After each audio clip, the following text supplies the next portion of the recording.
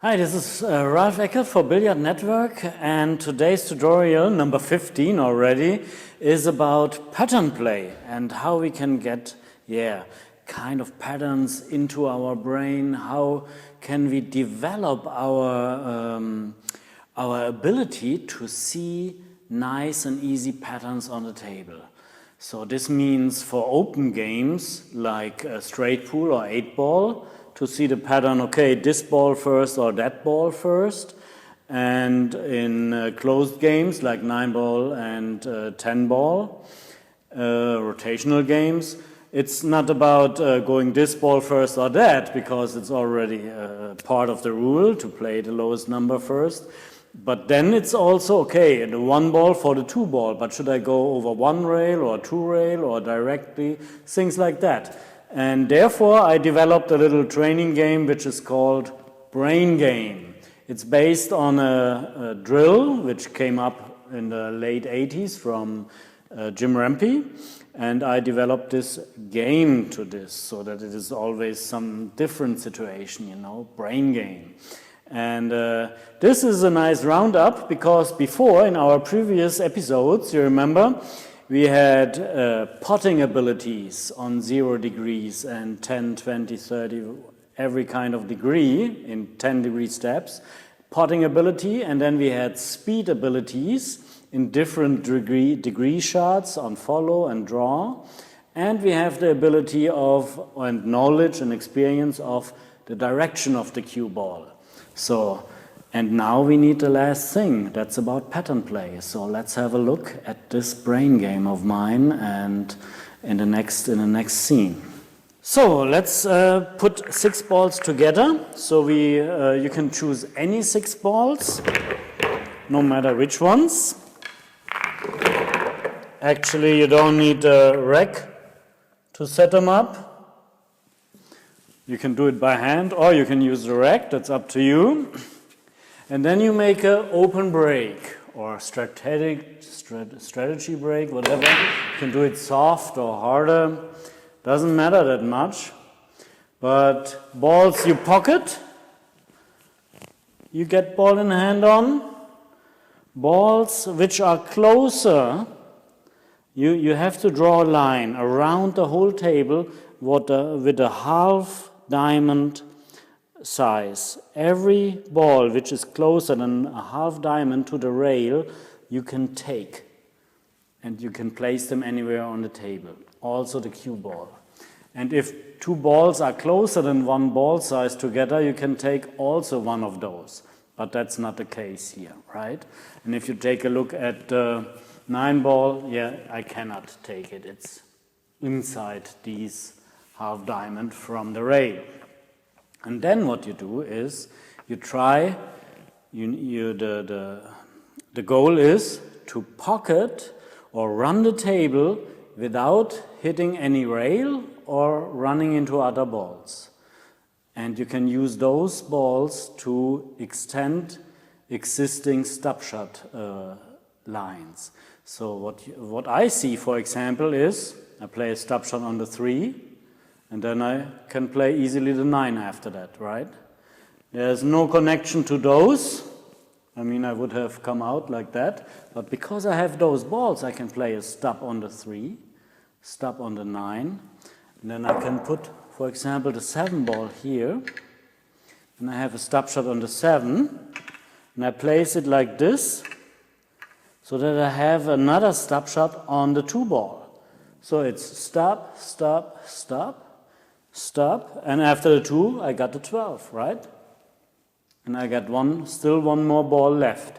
So after the 12, I can put up another ball here, so then it's 3, 9, 7, 2, 12, 13. Or I can put another ball in front of, at the beginning, like this. Then it's 13, 3, 7, 9, 2, 12, okay? And because you have always more or less balls in your hand, you can place. Sometimes none, sometimes 1 or 2 or 3 or 4.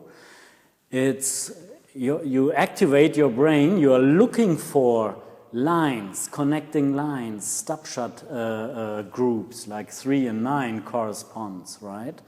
This and that corresponds. You always will find usually some 2 or 3 balls connected together. And then you have a group maybe here or maybe there, and then you have 2 or 3 balls free to move anywhere on the table, and you have to look, okay, I can extend this line, okay, before the 3 I put that, after the 9 I put that, right? And after the 7 I got this and that.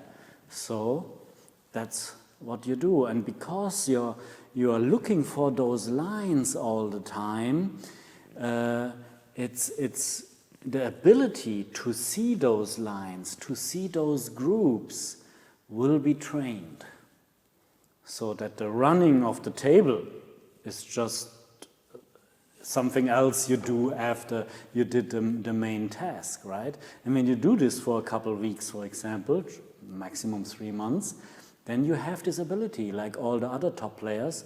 When the other player makes a mistake and you come to the table, you immediately see, okay, this group, that, and then that. Okay, that's the important ability to create your patterns. And let's have a look at the little run out in the next scene, okay? So let's have a look at it. So first you check, is it a clean stop shot, or is it maybe a centimeter or an inch back or forth, to be precise, of course. And but if it's near the pocket, like the 3 ball, you see you have some tolerance, because it makes a difference. Of course, you can cheat the angle by using the left or the right side of the pocket, of course. So when you actually when you actually try to run it, then it's about the ability to be precise along the stop shot. Do you remember our topic when we had a difference between stop shot, replacement, follow stun and backslide, and how important they are along the tangent line? Here, of course, it's basically a drill of clean stop shots or clean replacements, or a little bit of an inch there, a little bit there. And you can also, if you make an accident, if you make something wrong and you are out of reach for the 7 by drawing or following, then you can try to change your pattern, if it's still possible to run the table without touching any rail or running into other ball, right? And remember, if you are in a game and then you can use rails, right? It doesn't matter. The group is still the same. If you are here, you just let the cue ball run to the rail, coming back. Or if you got more angle, you go 3 rail and come back. If you are a little angle on the 2, you use the rail and come back. So it's mainly about the ability to see those groups of balls, to see those patterns, to see those, whoops, bad stop shot, but you see I have a lot of tolerance to run that. And then, when you succeed to do this with 6 balls, and even a not so much experienced player can handle that after a while, right? Even if it sounds difficult. Then, let's say if you run it like 10 times successfully, not in a row, of course, but on different days, then you are allowed to go on 10 balls. That's 1 level higher. So from 6 balls, you go to 10 balls. And when you run them also with 10 balls like 5 times, then you're allowed to go to 15 balls. And let's have a look at a 10-ball rack or 10-ball example here, and a 15-ball example. And remember, it's only the main thing is about to create the ability to see those patterns. And because you have ball in hands, your brain is always looking for those lines. So that's the ability that you develop here.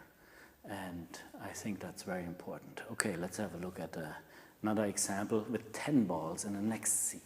So let's have another look at the 10-ball rack. So 10 balls, any kind of 10 balls. After you're successful with 6, 10 times, then you should try this. This is a completely different level with 10 balls. And you can move all balls which are close to the rail with a half diamond, the cue ball anyway. So that's the 3 ball here and a 4 ball for sure. So now I look for existing stop shot lines, and I have already one, this one, this one, this one. They are not so near, but this one is connected to that. So if I start here, 10, 13, 12, and I need a connection to the 9 ball actually. And then I just place after the 12, just place this ball here. So it's 10, 13, 12, 3, 9, 2 ball. Right? Yeah. And after the 2, it's a long journey to those 2, right? So I have to try to build a connection here with maybe one shot there. And from there, no, that's a long shot, damn. From the 2 ball back down there. I probably have to go. I have to go for a very long shot after that. So how about this? 2 ball, long shot on the 5, then a short one on the 1 ball, and then I come after the 1 ball, zack, zack. I just place another one here, and then it's that at the end. Not that easy, but let's try. Starting with a 10 ball on side 10, 13, 12.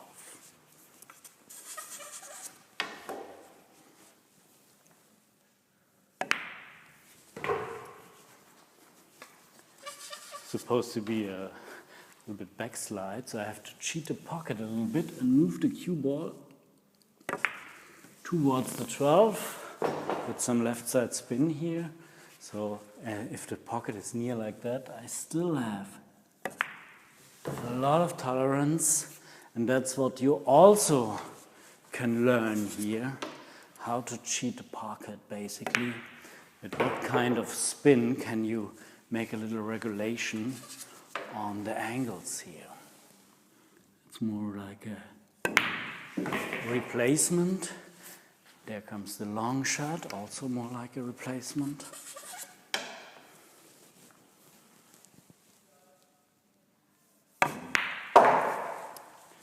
And it's a long shot.